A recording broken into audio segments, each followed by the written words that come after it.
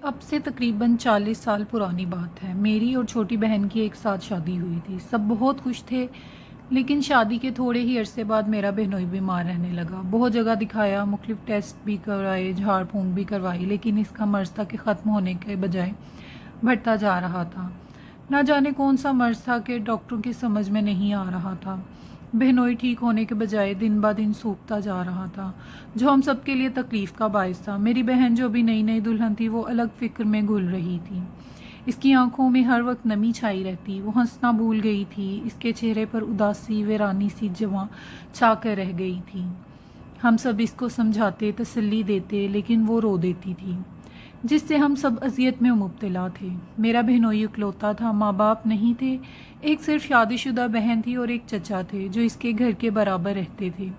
अब बहनोई की बीमारी की वजह से इसका कारोबार वही देख रहे थे, क्योंकि बहनोई शदीद बीमार था। फिर एक दिन मुझसे मेरी बहन की परेशानी देखी नहीं गई, तो मैं बहन और बहनोई को अपने घर ले आया कि जब तक बहनोई ठीक नहीं हो जाती तो यह मेरे साथ रहें। मैंने अच्छे से अच्छे डॉक्टर को दिखाया, लेकिन सब मायूस हो गए। बहन को मेरे घर आए 2 हफ्ते से ज़्यादा हो गए थे, लेकिन हमें कहीं कामयाबी नहीं मिली थी। मैं कितने आमलों को भी दिखा चुका था, लेकिन इस सबका यही कहना था कि अब इनमें कुछ नहीं बचा। बहुत सख्त अमल है, हमारे बस की बात नहीं। मैंने ये बात अपनी बहन से छुपाई थी, क्योंकि वो और परेशान होती। मैं अंदर ही अंदर फिक्र में घुल रहा था। मेरा बहनोई मर रहा था और मैं चाहकर भी कुछ नहीं कर पा रहा था। मेरे दिन रात अंगारों पे गुजर रहे थे। मैं सारी सारी रात जाकर टहलता रहता था और दीमक की तरह अंदर ही अंदर मैं खोखला हो रहा था। एक रोज़ मैं चाय के होटल पर बैठा सोचों में गुम बैठा हुआ था कि साथ वाली कुर्सी पर कोई आकर बैठा और इसने पानी का जग और गिलास मंगवाया। बैरा इसको पानी का जग और गिलास देकर चला गया। आदमी ने दोबारा आवाज़ दी और कहा कि मैंने तुमसे पानी का जग मंगवाया था, तुम दूध क्यों ले आए? बैरे ने बड़ी हैरत से देखा और जग में देखा तो इसमें वाकई दूध था। बैरे ने कहा कि पता नहीं साहब, मैं तो पानी ही लेकर आया था, चले मैं दोबारा ले आता हूँ पानी। जैसे इसने जग उठाया तो इसमें पानी था। इसने कहा साहब, आप तो तंग कर रहे हो, इसमें पानी ही तो है। तो इसने जग वापस टेबल पर रखा। मेरी तवज्जो इनकी तरफ हो गई। एक अजीब बात यह हुई कि जब बैरे के हाथों में था तो इसमें पानी था, लेकिन जैसे इस शख्स के इस जग को हाथ लगाया तो वो दूध में तब्दील हो गया। ये सब कुछ मेरी नज़रों के सामने हुआ। मैंने ये सब पहली दफ़ा देखा और मेरी आंखें हैरत से फटी रह गईं। बैरा जा चुका था।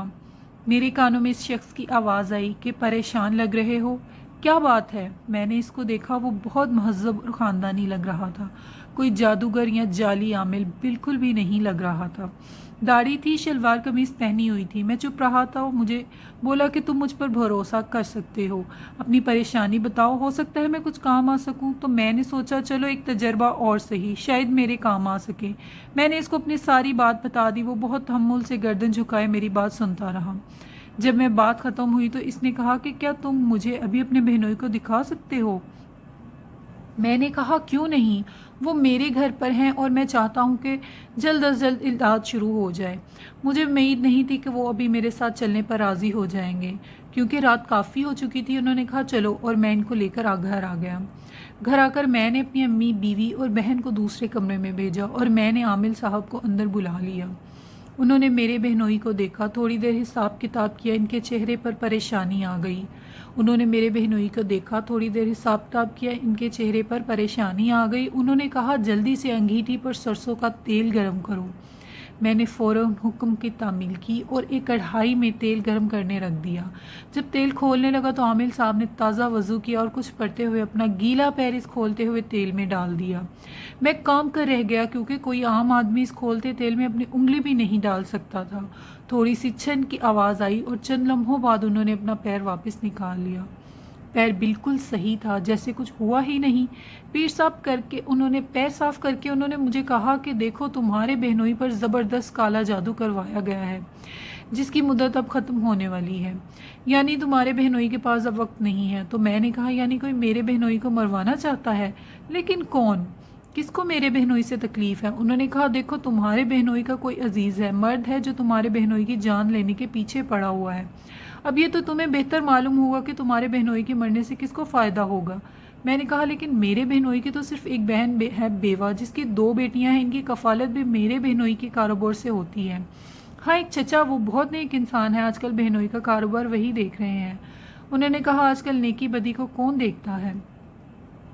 دولت اتنی بری شے ہے کہ بھائی بھائی کا دشمن بنا ہوا ہے اور تم چچا کی بات کرتے ہو۔ تم نے بتایا کہ تمہارا بہنوئی اکلوتا ہے، یعنی اپنے چچا کا اکلوتا بھتیجا ہے، یعنی ان کے بھائی کی جائیداد کا وارث ہے، تو پھر وہ کیوں چاہیں گے کہ یہ زندہ رہے اور جائیداد پر عیش کرے؟ وہ تو سب کچھ ہتھیانا چاہیں گے۔ مجھے ہضم نہیں ہو رہی تھی یہ بات۔ میں نے کہا پھر بھی کوئی دولت کے لیے اتنا گر سکتا ہے کہ اپنے ہی خون کی جان لینا چاہے؟ عامل صاحب نے کہا اس کو چھوڑو، ہم تمہیں شکل دکھا دیں گے، تم خود پہچان لینا۔ فی الحال کام کی بات کرتے ہیں، تم ہمیں کیا نذرانہ دے سکتے ہو اپنے بہنوئی کے علاج کے لیے؟ اس سے پہلے ہماری چند باتیں سن لو۔ ہم اصلی سید ہیں اور خاندانی عمل ہے ہمارے بزرگوں نے ہمیں بخشا ہے۔ یہ عمل جو ہم کرنے جا رہے ہیں یہ صرف ضرورت کے تحت سال میں 1 یا 2 بار سے زیادہ نہیں کرتے۔ دوسری بات یہ کہ تمہارے بہنوئی پر بہت سخت موت کی ہانڈی کا عمل کروایا گیا ہے، جس سے موت یقینی ہوتی ہے اور تمہارے بہنوئی کی مدت تقریباً ختم ہونے والی ہے۔ کوئی بھی عامل اس کام میں ہاتھ نہیں ڈالے گا۔ بہت سخت عمل ہے، اب بتاؤ۔ میں ان کے سامنے ہاتھ جوڑ دیے۔ میں نے کہا خدا را شاہ صاحب، اللہ کے بعد آپ کا سہارا ہے، میں آپ کی زندگی بھر غلامی کرنے کو تیار ہوں، بس میرے بہنوئی کو بچا لیجئے، میری بہن کا سہاگ اجڑنے سے بچا لیجئے۔ انہوں نے کہا ہم ضرور کریں گے علاج، بلکہ ہم آج ہی اس لیے آئے ہی اس لیے ہیں، لیکن کیا تم اس عمل کی کاٹ کا خرچہ برداشت کر سکتے ہو؟ میں نے کہا آپ بتائیے، میں کیسے بھی کر کے دوں گا۔ انہوں نے کہا ویسے تو اس کام کے 10,000 بنتے ہیں، لیکن تم 6,000 دے دینا، کہو منظور ہے؟ اس زمانے میں 6,000 بھی بہت بڑی رقم تھی، اور میں اپنے بہنوئی کے علاج پر بہت پیسہ برباد کر چکا تھا۔ میرا بھی اپنا کاروبار تھا اور میں ہر قیمت پر بہن کو اجڑنے سے بچانا چاہتا تھا۔ میں نے حامی بھر لی۔ میں نے کہا شاہ جی صاحب مجھے منظور ہے۔ شاہ جی صاحب نے کہا تو پھر سنو، یہ جو ابھی ہم نے تیل تیار کیا ہے، یہ آج رات سے ہی اس تیل کی مالش شروع کر دو۔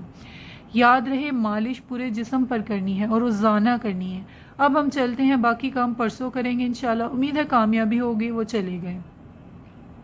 میں نے گھر میں آ کر خواتین کو ساری بات بتائی، ان کو تسلی دی کہ اب جلدی دولہا بھائی ٹھیک ہوں گے۔ میری باتیں سن کر میری بہن کے چہرے پر رونق آ گئی۔ بہرحال میں بہنوئی کے کمرے میں آیا، وہ بے سدھ پڑے تھے۔ مجھے ان کی حالت دیکھ کر بہت افسوس ہوا۔ صرف چند مہینوں میں ان کی کیا سے کیا حالت ہو گئی تھی۔ میں سوچ رہا تھا کہ امی کہا کرتی تھی کہ خون سفید ہو گئے ہیں، لیکن میں کہتا ہوں خون سفید نہیں سیاہ ہو گئے ہیں۔ تبھی محبت، مروت، احساس کا کوئی رنگ اثر انداز نہیں ہوتا، اور ہم اپنے ہاتھوں سے اپنے بے حسی کے ہاتھوں تاریکیوں میں دھکیل دیے جاتے ہیں۔ اور کالا جادو اتنا خطرناک اور گندا عمل ہے کہ کروانے والا اگر مسلمان ہو تو اسی وقت دارالاسلام سے خارج ہو جاتا ہے، اور افسوس ان لوگوں پر ہے کہ جو جانتے بوجھے جہنم میں گرتے ہیں اور مسلمان ہو کر خوف خدا نہیں کرتے اور اتنا کبھی فعل سر انجام دیتے ہیں۔ میں نے دروازہ بند کر کے دولہا بائی کی مالش کی اور 3 دن کرتا رہا۔ تیسرے روز وعدے کے مطابق شاہ صاحب خود آ گئے۔ دوپہر کا وقت تھا، میں ان کو لے کر دولہا بھائی کے کمرے میں کی طرف چلا گیا۔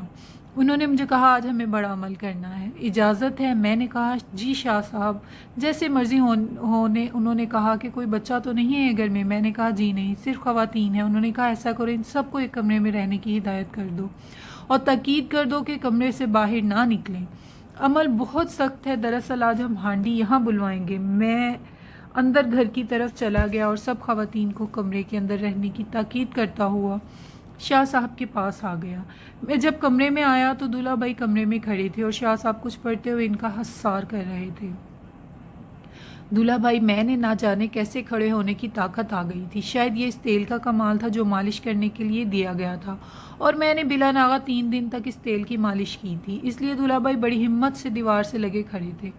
شاہ صاحب نے دولہا بھائی کو کہا بیٹا تمہیں کسی بھی صورت میں اس حصار سے باہر نہیں نکلنا ہے، ورنہ سارا عمل الٹا پڑ جائے گا، یہیں کھڑے رہو عمل ختم ہونے تک نہ۔ تو انہوں نے جی کہہ کر سر جھکا دیا۔ اس کے بعد شاہ صاحب نے میرا بھی حصار کیا اور پھر دائرہ بنا کر حصار کر کے خود بھی بیٹھ گئے۔ عمل شروع ہو کر دیا گیا۔ تھوڑی ہی دیر گزری تھی کہ کمرے میں موجود روشن دان میں زبردست گڑگڑاہٹ ہونے لگی۔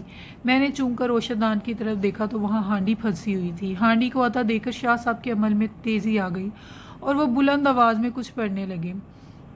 جیسے جیسے شاہ صاحب کی آواز بلند ہو رہی تھی ہانڈی کی گڑگڑاہٹ بڑھتی جا رہی تھی، لیکن وہ نیچے نہیں آ رہی تھی۔ پھر شاہ صاحب نے اس کو قسم دی، تجھے حضرت سلیمان کی قسم ہے نیچے آ۔ جیسے ہی یہ الفاظ دہرائے ہانڈی زوردار گڑگڑاہٹ کے ساتھ کمرے میں اتری۔ تھوڑی سی چکرانے کے بعد زوردار دھماکے سے زمین پر گر کر پھٹ گئی۔ اس کے گرنے کی آواز اتنی شدید تھی کہ جیسے بم پھٹا ہو۔ ہم نے اپنے کان بند کر لیے۔ दूसरे कमरे में मौजूद खवातीन के दिल भी दहल गए होंगे। हांडी फटी तो उसके अंदर मौजूद सारा सामान बिखर गया। न जाने क्या क्या चीज़ें थी। काबिले ज़िक्र चीज़ एक पुतला था जिस पर दूल्हा बाई का नाम लिखा हुआ था। मैं हैरान निगाहों से इस पुतले और सामान को देख रहा था कि शाह साहब ने मुझे कहा, जल्दी से एक बाल्टी में पानी लेकर आओ। मैं दौड़कर पानी से बड़ी बाल्टी उठा लाया। शाह साहब ने बेलची की मदद से वो सारा सामान इस बाल्टी में डाल दिया। इस सामान से बुरी तरह धुएं उठ रहे थे और इस तरह खोल रहा था जैसे चूना उबल रहा हो। थोड़ी ही देर में सब कुछ नॉर्मल हो गया। मैंने शाह साहब की हिदायत पर सबसे पहले दूल्हा बाई को इनके बिस्तर तक पहुंचाकर लिटा दिया, क्योंकि वो बुरी तरह चकरा रहे थे और इतनी बुरी तरह हाँप रहे थे जैसे से मीलों भाग कर आए हों। मैंने इन्हें पानी पिलाया। शाह साहब ने दूल्हा बाई को कहा, बेफिक्र होकर आराम करो बेटा, अब कोई खतरा नहीं, तुम बिल्कुल महफूज हो। अल्लाह के फजलो करम से तुम्हारे दुश्मनों के इरादे मिट्टी में मिल गए हैं। अब इंशाल्लाह तुम बहुत जल्द सेहतयाब हो जाओगे। मैंने कहा, शाह साहब आपने मेरी बहन का सुहाग गुजरने से बचाकर जो मुझ पर एहसान किया है, मैं इसके लिए किस मुंह से शुक्रिया अदा करूं। वो बोले, नहीं बेटा, मैं तो वसीला हूँ अल्लाह ताला की रहमत का, इसने हमें कामयाबी दी, सारी तारीफ़ें इसी के लिए हैं। उन्होंने कहा, अब ये हांडी का जो सामान है यह रात की तारीकी में जाकर कब्रिस्तान में दफना देना और बस हमें दवाओं में याद रखना। शाह साहब को मैंने हदिया नजराना देकर रुखसत किया और वो पोटली जो शाह साहब ने बांधी थी मैंने एहतियात से रख ली।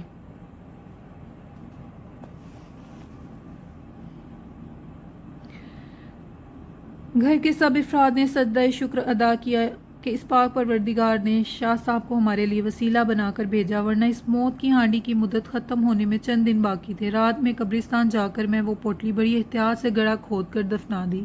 इतने साल गुजरने के बाद भी जब ये वाक़या याद आता है तो मेरे रोंगटे खड़े हो जाते हैं। यहाँ ये बात काबिल ज़िक्र है कि मेरे बहनोई की तबीयत इस अमल के फ़ौरन बाद से ही संभलनी शुरू हो गई थी और अब वो माशाल्लाह मुकम्मल तौर पर सेहतमंद हैं। ये अलग दास्तान है कि उन्होंने चचा से किस तरह से जान छुड़वाई।